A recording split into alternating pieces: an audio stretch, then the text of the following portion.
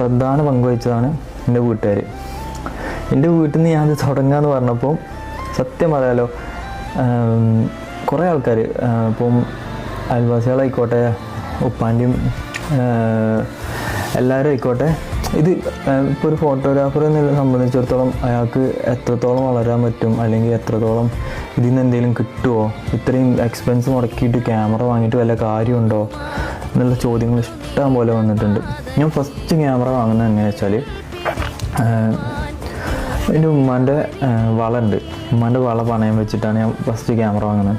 അന്ന് ഉമ്മനോട് ചോദിച്ചൊരു കാര്യമുണ്ട്, ഓരെന്തൊക്കെയോ പറയുന്നത് എനിക്ക് അറിയില്ല, പക്ഷേ ഈ